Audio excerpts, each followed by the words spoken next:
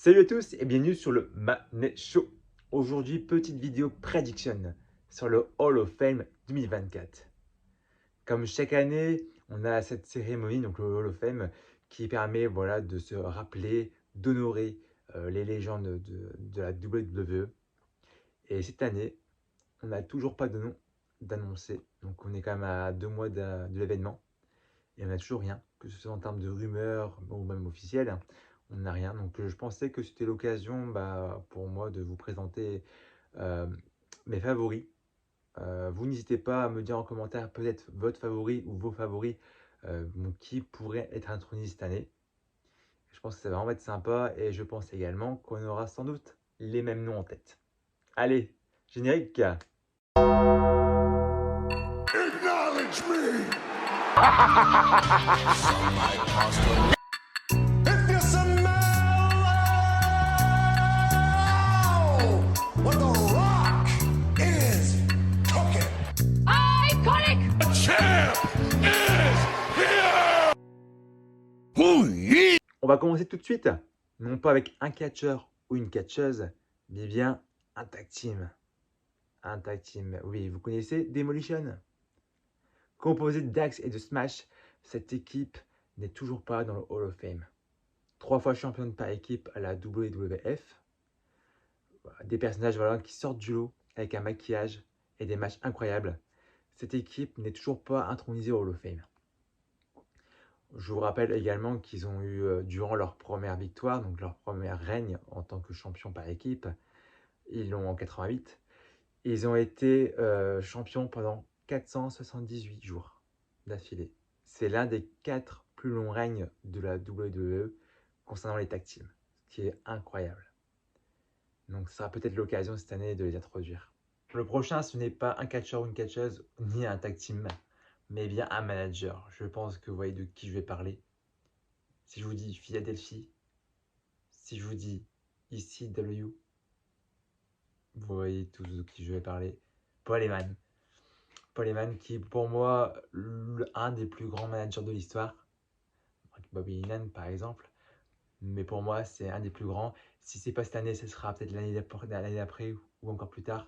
Mais pour moi, là, c'est un manager qui a participé à des moments historiques du catch.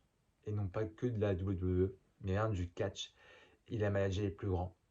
En passant de The Beast à CM Punk, Curtis Axel, mais bien évidemment The Tribal Chief. Il a vraiment participé, il a côtoyé les plus grands. Et pour moi, ça me semble normal qu'il soit honoré cette année devant les fans et dans sa ville, à Philadelphie. Si c'est pas Paul Heyman cette année en tant que manager, je pense à une manageuse. Je pense que c'est peut-être la plus grande manageuse de l'histoire. Je pense que vous voyez bien tous son visage. Je veux bien parler de Miss Elizabeth. À l'époque, elle était la femme du regretté Hall of Famer Randy Macho Man Savage. Elle était considérée comme the first lady of wrestling professional. C'était la manageuse, la première femme manageuse de l'histoire. Elle a participé aux plus grandes storylines de la WWE. Et depuis tout ce temps, elle n'a jamais été intronisée au Hall of Fame. Donc, en étant sur place et en tant que fan de Randy Macho Man, j'espère avoir cette chance de la voir être intronisée. Tout à l'heure, j'ai parlé de la SCW, mais il n'y a pas que Paul Heyman, hein. Il y a bien sûr Tommy Dreamer. Tommy Dreamer qui est une des stars de la ECW, qui est aussi considéré comme le cœur et l'âme de la fédération. Il a fait les plus grandes heures, des matchs incroyables, très très extreme. Donc ce serait vraiment pas mal de le voir communier avec les fans de Philadelphie lors de ce 40e anniversaire de WrestleMania, lors du Hall of Fame. Cette année, je pense également à un ancien catcheur, Brian Pillman. Donc c'est le père de Lexi King à NXT, donc pour ceux qui suivent le programme. Donc il a été 2 fois WCW Light Heavyweight Champion, une fois WCW World Tag Team Champion. Donc il est décédé malheureusement. Et actuellement, donc, son fils qui est revenu à NXT a permis beaucoup de choses. Donc du coup, de renouer les liens entre la famille Pillman et la WWE. Mais également, on a su, il n'y a pas si longtemps que ça, que la famille donc, de Pillman et la WWE, en fait, ont signé un contrat, il n'y a pas si longtemps que ça. Donc c'est à peu près le même style de contrat que Bray Wyatt, il me semble, où là, la WWE va pouvoir profiter du coup d'utiliser le nom de Brian Pillman pour faire du contenu, peut-être du merchandising, et l'argent reviendrait une grosse partie à la famille. Et justement, ce renouveau, donc les liens qui se recréent entre la famille et la WWE, donc voilà, c'est de bonne augure, peut-être pour une intronisation Hall of Fame cette année. Cette année, si je devais choisir une femme pour être intronisée au Hall of Fame, j'ai une idée sur Michelle McCool. Michelle McCool, qui est la femme de l'Undertaker, donc elle a été 2 fois Women's Champion et 2 fois Diva Champion. Donc c'est une catcheuse qui a beaucoup de talent. On se rappelle tous de son run à la championne en 2010 face à Mickie James. Donc pour la génération Catch Attack, bah, ça rappelle des souvenirs. Donc elle était aussi voilà, dans l'équipe des Les Cool avec Leila. Donc pour moi c'est une catcheuse qui mérite d'être Hall of Fame. Et elle mérite de rejoindre du coup son mari au panthéon du catch. Chaque année, il y a forcément une star ou une célébrité hors catch qui est intronisée. Et cette année, je mise bien sur Mohamed Ali. Mohamed Ali, qui est voilà, le boxeur qu'on connaît tous, on connaît les légendaires boxeurs, qui est décédé en 2016, il me semble. C'est également donc, un showman. Avant d'être un boxeur, c'est un showman, ce gars-là. Mais aussi, c'était l'arbitre du tout premier main event de Mania. Donc pour moi, ça me semble logique qu'en ce 40e anniversaire de WrestleMania, on ait du coup Muhammad Ali qui est intronisé Hall of Fame. Donc si c'est pas lui, j'avais pensé à Cyndi Lauper, mais je pense que Ali a bien sa place cette année Hall of Fame. Maintenant, je veux parler d'un catcheur qui nous a quittés il n'y a pas si longtemps que ça.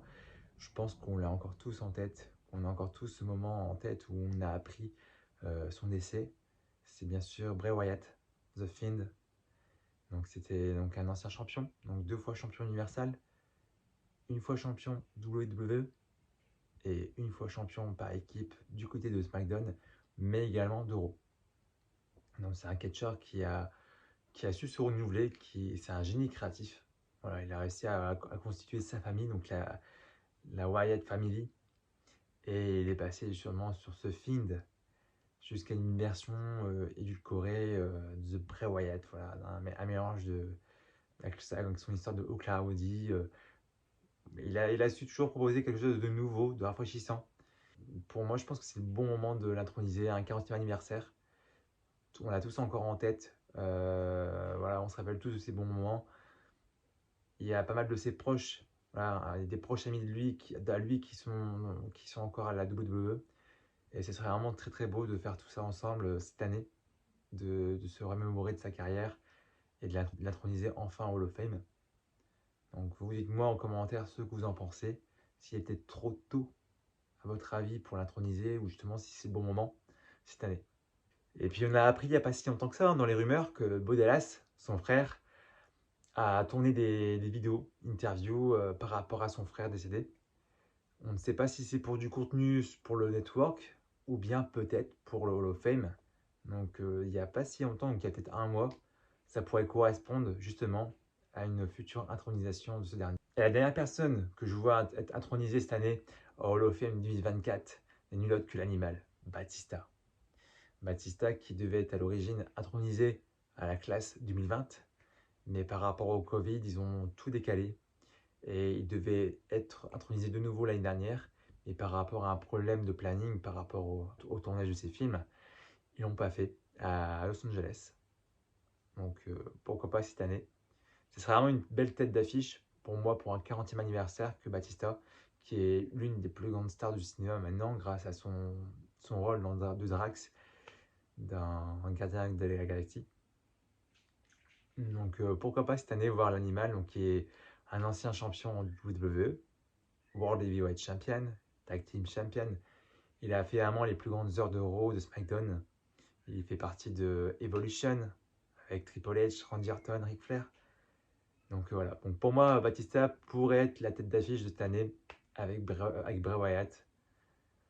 Je pense qu'on n'aura pas mieux. Peut-être une intronisation de John Cena ou de The Rock, mais bon, je pense pas. Je pense qu'il est trop tôt pour eux. C'est sûr que Batista a officiellement pris sa retraite suite à son match face à Triple H à Mania 35. Donc pour moi, c'est vraiment 5 ans après, c'est vraiment le bon moment pour lui d'être intronisé. Et je pense qu'on va avoir pas mal de surprises quand même, hein. Donc voilà, c'est tout pour cette vidéo. Dites en commentaire ce que vous avez pensé de la vidéo, peut-être vos choix pour cette année. Aussi, hein, pour le petit jeu concours, je tirerai au sort cette semaine le gagnant et dans la prochaine vidéo, je vous annoncerai le gagnant. Allez, salut tout le monde!